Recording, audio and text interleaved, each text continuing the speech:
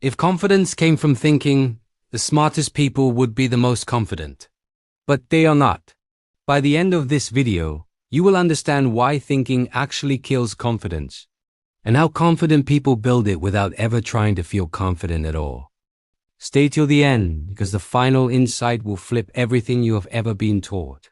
Most people believe confidence is a mental state, something you arrive at after enough preparation, affirmations, or reassurance. So they wait more, they think more, analyze more, rehearse more. But guess what? Confidence may never comes. Here is the uncomfortable truth. Confidence is not a thought, it is a consequence. Your brain does not just generate confidence out of thin air.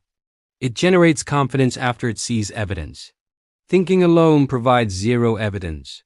Thinking is all internal. But confidence is built from external proof. This is exactly why overthinkers struggle the most with confidence. Their brain is too busy simulating all the possible outcomes instead of actually going out and collecting real experiences. Your brain always trusts real experience more than it trusts imagination. Neuroscience actually shows that confidence is closely tied to the brain's prediction system. Your brain is constantly asking one simple question: can I predict success here? And these predictions are not built from hopes or wishful thinking. They are built from repetition and exposure. Every single time you act even imperfectly, your brain updates its prediction model. But every time you only think, that model stays exactly the same. This is why affirmations feel so fake to most people. Your brain hears the words like, "I am confident," then it immediately checks its database for evidence. When the evidence does not match the words, your brain rejects the message. You cannot just talk or think confidence into existence. It has to be earned neurologically. This brings us to what confident people do differently. They don't wait to feel ready. They move first.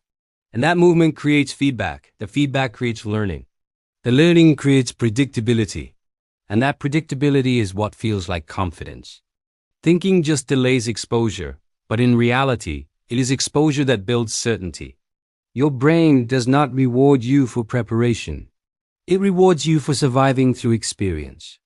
This is why confidence so often appears after you take action, not before action. For example, you do not feel confident and then decide to speak up in a meeting. You speak up and then the confidence arrives later. It's a byproduct, not a prerequisite. When people say, "I need to build my confidence before I try that," what they are really saying is this: I want certainty without any of the risk. But the brain simply does not work that way. Certainty is something you earn on the other side of the discomfort and previous actions. Of discomfort. They just did not wait for permission from their own thoughts. Thinking creates imagined danger, action creates real data, and your brain trusts data more than imaginations and fantasies. This is why anxiety actually increases the more you delay taking action. But the moment you act, you collapse all that uncertainty in your brain. Your brain will then store the data for predictability. Confidence grows fastest when you are in motion, not in contemplation. And here is the paradox.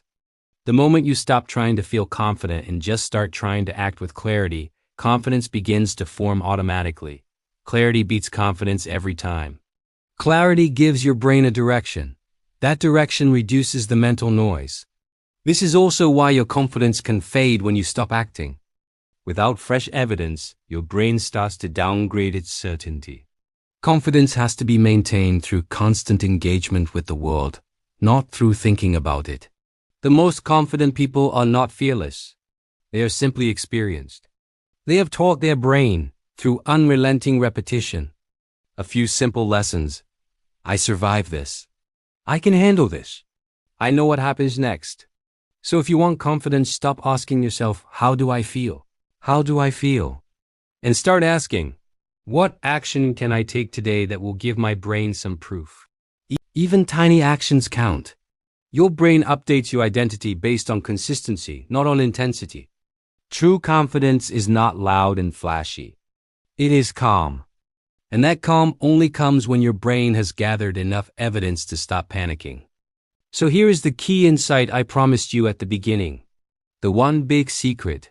Confidence does not come from thinking positively. It comes from showing your brain, over and over again, that you can survive reality. That is the part nobody ever tells you. If this changed how you understand confidence, do me a favor and like the video, comment with your biggest takeaway, and subscribe for more psychology that actually works. Thanks for watching.